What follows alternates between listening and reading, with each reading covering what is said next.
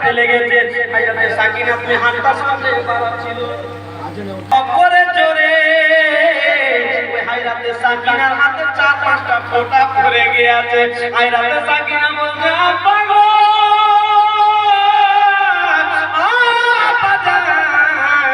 আমি আজকে তোমার শেষ কথাটাও পেয়ে গিয়েছি। এই চোখের পানি আমার রুমালে মুছবো না, আমার কোনো পোশাকে মুছবো না, মুছবো তো মুছবো কণ্ঠে।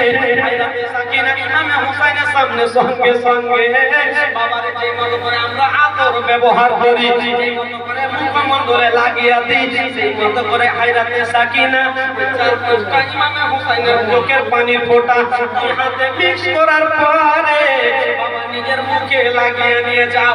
যাও এবার বিদায় দিয়ে দিলাম, আমি মুক্ত হাসতে তোমাকে বিদায় দিলাম গো আব্বা। যাও তুমি কারবালার ময়দানে চলে যাও, শেষ কথাটাও পেয়ে গেলাম।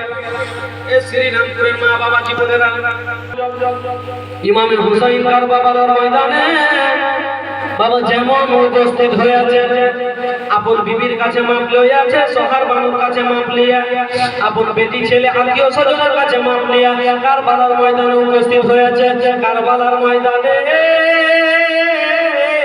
বাবা 3-4 দিন থেকে অনাহারে পিপাসিত আছে ইমামে হুসাইন। বলতে লাগলো ওরে জিদ ওরে সীমার আজকে শোন, আমি তোকে বলে দিলাম আমাদের জন্য তুই পানি বন্ধ করেছিস রে, আর আজকে আমি ইমামে হুসাইন যে সেরে খোদার বেটা সে, আমি যে আলীর বেটা সে, তোকে আজকে বলে দিলাম আমি পানি পান করবো। পানি আমি আজকে আমার দায়িত্বে নিব, আমার দায়িত্বে নিয়ে নিব। তোদের এই 22,000 স্বর্ণর মধ্যে যদি কারো পা হতে যদি কোনো মায়ের লাল, যদি কেউ মায়ের দুধ পান করে থাকিস, এই হুসাইন আলীর বেটাকে তোরা এটকে দেখা, আমি আজকে পানি উদ্ধার করে দেখাবো। জোরে বলে সুবহানাল্লাহ। 22,000 স্বর্ণ ইমামে হুসাইন একাই বলছে পানি আমি আমার দায়িত্বে নিব, যদি কেউ মায়ের লাল থাকিস তো এটকে দেখা। বন্ধুগণেরা রে, ইমামে হুসাইন বাবারে একটা জোর করে নিজের ঘোড়ার লাগামটা টেনে বলছে ঘোড়া চল ওই পানির দিকে রওনা দিয়া দে। ফুরাত নদীতে চটচট করে আপনার পানির কাছে পৌঁছে গেলে ইমামে হুসাইন লম্বা ঘটনা শর্ট করে বলেছে। ইমামে হুসাইন পৌঁছানোর পর দুই হাত দিয়ে পানি তুললেন যে পানিটা খাবো। ইয়াজিদের মাথার মধ্যে টেনশন বেড়ে গেল, বলছে 4 দিন থেকে আজকে পিপাসিত আছে, তবুও তার কাছ থেকে পানিটা আমরা 22,000 থেকে আটকাতে পারলাম না। সে আজকে পানি নিজের আয়ত্তে নিয়ে নিল, আর এই পানি যদি পান করে লায় তাহলে 22,000 তার কাছে চিঠি মারা, অর্থাৎ মাছি মারার মতো হয়ে যাবে, পিঁপড়া মারার মতো হয়ে যাবে। যদি পানি পান করে নেয় তাহলে তো অবস্থা খারাপ। কি করব? ইমামে হুসাইন বাবা পানি নিয়ে দেখছে, সবাই কেউ কিছু বলতে পারে না। ইমামে হুসাইন পানিটা নিয়ে পান করতে যাবে, আর আলী আসগারের কুরবানি নিজের হাতের উপরে ভেসে উঠল ছবিটা, পানিটা ছেড়ে দিল। সঙ্গে সঙ্গে ইমামে হুসাইন দুলের লাগামটা ছেড়ে দেওয়ার পর ঘোড়া পানি পান করে মাথা ঝুঁকিয়ে দিয়ে বলছে যার ইমাম যার আকা 4 দিন থেকে পিপাসিত থাকতে পারে, তার ঘোড়া কি করে পানি পান করতে পারে? মাথা ঝুঁকাচ্ছে হুসাইন, আমি পানি পান করবো না। এ বেরাদার, ইমামে হুসাইন পানি যখন নিজের খাই দিয়ে দেখিয়ে দিল, বলছে হারে আমাদেরকে কমজোর মনে করিস না, আমি সেরে খোদার বাটা সে, আমার কাছ থেকে তোরা পানি আটকাতে পারিস না। আমি আমার আইতে পানি লইয়া নিয়েছি, আজকে পানিতে দাঁড়িয়ে আমি ইমামে হুসাইন বলতেছি যদি কোনো মায়ের লাল থাকিস, আজকে 3 দিন থেকে পানি দিসনি, তোরা তো 22,000 আছিস রে, যদি কেউ মায়ের দুধ পান করে আসিস তাহলে কেউ 1 ঢোক পানি পান করে দেখা। কি বলছে? 1 ঢোক পানি পান করে দেখা। আমি একাই বলছি, তোদের যদি সমস্ত থাকে। সঙ্গে সঙ্গে সীমা বলছে যাও তোমাদের যে বেশি টাকা দিয়ে কিনেছি সামদেশের বাবু বাবু 6 জনা যাও। বলছে মাথা খারাপ হয়ে আছে, টাকা তো দিয়েছো ঠিক আছে। হুসাইনের হাতে যদি আগে যাই গর্দান যাবে, না হলে মাথা দেবে না, তো আমার হাত যাবে। আগে যাবো না, দরকার হলে তোমাকে টাকা দিয়ে দেবে, জীবনটাও বাঁচাইতে তো হবে। কে আগে যাবে কেউ সাহস করে না। ইমামে হুসাইন বাবা লম্বা ঘটনা, সে সময় পানি উদ্ধার করে দেখালেন রে বাবা। মা বোনেরা গো, হুসাইন আবার ওই ফোরাত নদী থেকে উঠে বাবা কারবালার ময়দানে উপস্থিত হয়ে গেল। যেমন উপস্থিত হওয়া, ইমামে হুসাইনের সাথে কথায় কথা বাড়তে লাগলো। ইমামে হুসাইন শেষ সময় একটা কথা বলল, লম্বা কথা বলছি চট করে। ইমামে হুসাইন বলল, এই নিজের লোকেরা, আজকে তোমাদের শেষ সময় ওয়ার্নিং দিচ্ছি, যেন কিয়ামতের ময়দানে তোমরা না বলতে পারো যে আমাকে হুসাইন বলেনি। তোমাদেরকে বলছি, এখনো যদি তোমরা আমার হাতে হাত দিয়ে বায়েত হয়ে যাও, হাতে বায়েত হয়ে যাও রে, আমাকে বলে তোমাদের মাপ নিয়ে নিব, তোমাদের জান্নাতে নিয়ে যাওয়ার জন্য সুপারিশ করব।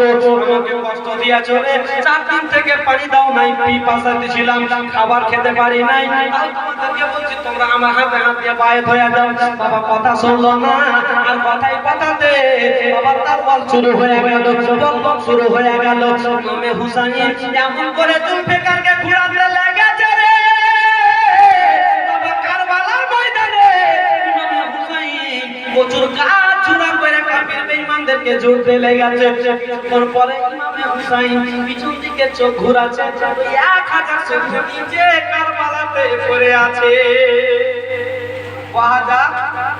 1000-এর অধিক হবে, কম হবে না।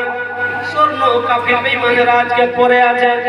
ইমামে হুসাইনের মুজতাবা রাতে ইমামে হুসাইন বাবা রে কারবালার ময়দানে বাবা যুদ্ধ চালাতে আছে। আর ইমান দূর থেকে একখানা বললাম চিনেন আপনারা, বেশি চিনেন কালী জগের লোক, এটা তো বললাম চিনবেন, সুবহানাল্লাহ। কালিয়া জগের লোক, এ বেরাদার, একটা বললাম লয়া দূর থেকে বেঈমানেরা বাবা ইমামে হুসাইনকে ত্যাগ করে, ইমামে হুসাইনকে ত্যাগ করে ছেড়েছে। আর যেমন চালারে ইমামে হুসাইনের হাতে পায়ে কোনো জায়গাতে না লাগে, ইমামে হুসাইনের পেছানিতে লেগে গিয়েছে। আমার ইমামে হুসাইন কারবালার ময়দানে বাবা তো বলতে গিয়ে পড়ে গিয়েছে। জায়গাটায় পড়েছে রে, যেই জায়গাটা আমার ফাতেমা বাবা আপনার আশুরা রাত্রে এসে ওই আপনার কি বলে বোরখা দিয়ে কাটা পাথর ধুলো ধুলো দূরে সরাচ্ছিল, ওই জায়গাতে পড়েছে। ইমামে হুসাইন বলতে লাগলো, ও বেঈমানেরা রে, বলতে চাস তোরা কি? ইবনে জিয়াদ এজিদ বেঈমানেরা ইমামে হুসাইনের গলাতে তরবারি চালাতে লেগেছে। লম্বা ঘটনা, সব ঘটনা বলে সময় হবে। তরবারি চালাবার জন্য রেডি হচ্ছে, তরবারি চালাচ্ছেন বেরাদার, ইমামে হুসাইনের গলাতে চালাচ্ছেন। তো যত নিজের বাহুতে নিজের শরীরে শক্তি আছে, সমস্ত শক্তি হাতে লাগিয়ে তরবারির উপরে চাপ দিচ্ছে। তো ইমামে হুসাইনের একটা চামড়ার পশমও কাটে না। জোরে বলেন না সুবহানাল্লাহ। ইমামে হুসাইন পিছিয়ে কারবালার ময়দানে বলতে লাগলো, ও এদিনের দল বলে রে আপনি মানেরা, আমার গর্দান তোরা কাটবি, আর আমার গর্দান কোন তারওয়াল কাটবে, আমার গলা কাটবে, এরকম তারওয়াল পৃথিবীতে কোনো কামার তৈরি করতে পারেনি। জোরে বলেন না সুবহানাল্লাহ। তবে ও বেঈমানেরা, আমি ইমামে হুসাইন তোমাদেরকে বলবো যে আমার গর্দানটা কেমন করে কাটা যাবে। এই যে মতো করে কাটছো, ওই মতো করে তোমাদের কাটা সম্ভব নয়। আমি তোমাদেরকে বলে দেবো কেমন করে কাটলে কাটবে। তবে একটা কথা রে, জুম্মার সময় হয়ে গেল রে, আমাকে 2 রাকাত জুম্মার নামাজ আদা করতে দাও। সুবহানাল্লাহ। ইমামে হুসাইন তাকে বলা যে নিজের গর্দান ছুরির নিচে রেখে বলছে জুম্মার নামাজ পড়তে। আর আমরা হুসাইনের দিওয়ানা, 5 রাকাত জুম্মা পর পড়বো না, নাকি না? জুম্মার মসজিদে আজান হচ্ছে, আল্লাহু আকবার,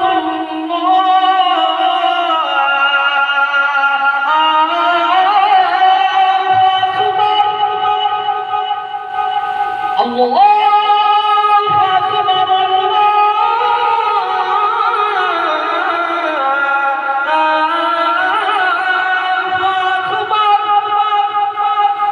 আশহাদু আল্লা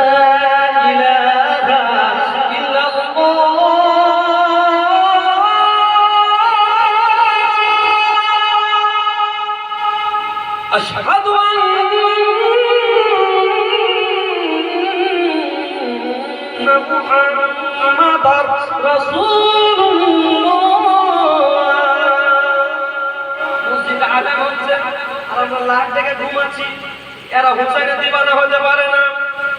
আমার ইমাম হুসাইন বলছে, হে নবীর উম্মতেরা রে, ও আল্লাহর বান্দা বান্দি, তোমরা যদি নামাজি না হতে পারো, কম করে ইমাম হুসাইনের কারবালার ময়দানের কথাটা মাথায় রেখে জুম্মার নামাজটা অন্তত পড়ি। কথা বুঝতে পারছেন? এ শ্রীরামপুরের ভাই বাবা জীবন মা আমার বোনেরা, বন্ধুগণ, আপনাদেরকে বলতে চাই গো, আজকে এই কালচারে কথা দিয়ে যেতে হবে যে অন্তত পৃথিবীতে হায়াতে যতদিন জিন্দেগি আছে জুম্মার নামাজ অন্তত ছাড়বো না। সুবহানাল্লাহ। পারবেন যে কথা দিবে?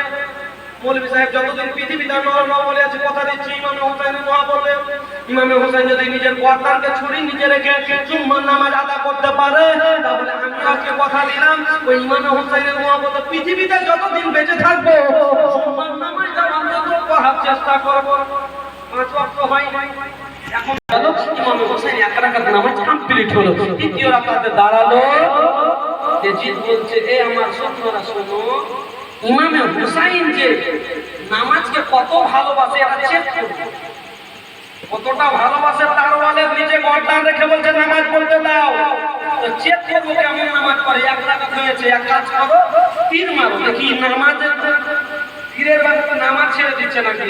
বন্ধুরে আমার, ইমামে হুসাইনকে এজিদের কথাতে থেকে তীর মারতে লাগলো।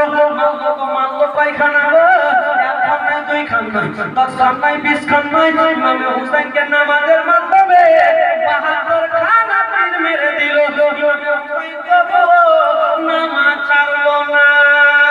ইমামে হুসাইনের নামাজ যেমন কমপ্লিট হওয়ারে ময়দানে বরাবরই করে কম্বল করতে লেগেছে, নানা তুমি কোথায় রইলে গো নানা? তোমার হুসাইন কারবালার ময়দানে নামাজের মধ্যে 72 খানা তীর মেরেছে। তোমার উম্মতের জন্য ইতিহাস করে গেলাম, তার ওয়ালের মুখে গর্দান রেখেছে 72 খানা তীর গেছি, তবুও নামাজ আনকমপ্লিট রাখিনি, নামাজকে কমপ্লিট করেছি। সুবহানাল্লাহ, সুবহানাল্লাহ। যেমন এই কথা হওয়া, ইমাম হুসাইন নানা নানা বলে খণ্ডন করছেন। কিতাবের নাম সাহিদ ইবনে সাহিদ হতে পাওয়া যায়, এই মতো করে লিপিবদ্ধ রয়েছে। যখন নানা নানা বলে আওয়াজ দিচ্ছিলেন, উম্মে সালমা যার নাম, এই উম্মে সালমা আমার নবীর রওজা থেকে একটা কান্নার আওয়াজ পাচ্ছিলেন। জোরে বলে সুবহানাল্লাহ। কান্নার আওয়াজ পাচ্ছিল। ইমামে হুসাইনের শহীদের পরে রাত যেটা হলো, ওই রাত্রে বেলাতে উম্মে সালমা স্বপ্ন চোখে দেখছেন কাকে? আমার রাসূলুল্লাহকে। জোরে বলেন সুবহানাল্লাহ। আমার দয়ার নবী মায়ের উম্মে সালমা হুজরাতে ঘরের ভিতরে এমন আসা, উম্মে সালমাকে আমার নবী বলতে লাগলো, উম্মে সালমা গো, দেখো দেখো, তোমাকে যে কাচের বোতলে, তোমাকে যে বোতলের ভিতরে কারবালার মাটি দিয়েছেন, ওই মাটিটা কি আর মাটি আছে না রক্ত হয়ে গেছে? উম্মে সালমা যেমন তাকিয়ে দেখে ওই মাটিটা আর মাটি নাই, রক্ত হয়ে গেছে। আমার নবী 2 চোখের পানি ছেড়ে বলে, উম্মে সালমা শোনো গো, আমার নামাজ হুসাইন আর নাই, কারবালার ময়দানে আজ শহীদ হয়ে গেছে। সুবহানাল্লাহ। অন্তর করে আমার নবী বলছে। সঙ্গে সঙ্গে উম্মে সালমা বলছে, ইয়া রাসূলুল্লাহ, ইয়া হাবিবাল্লাহ, নবী গো, বুঝতে পারলাম যে বাহায়াতের জিন্দেগিতে যখন ছিলেন তখনই বলেছিলেন, উম্মে সালমা, এই মাটিতে যখন রক্ত হবে তখন মনে করবে আমার হুসাইন শহীদ হয়ে গিয়েছে। আজকে লাল হয়ে গেছে, রক্ত হয়ে গিয়েছে, তার মানে হুসাইন শহীদ হয়ে গেছে। নবী গো, তবে একটা আমার প্রশ্ন, কি প্রশ্ন বলো বলো? নবী গো, আপনার এই পাঞ্জাবিতে, আপনার এই জিহ্বাতে রক্ত মাখা মাটি কেন লেগে আছে গো নবী? একটু দয়া করে বলে। উম্মে সালমা রে,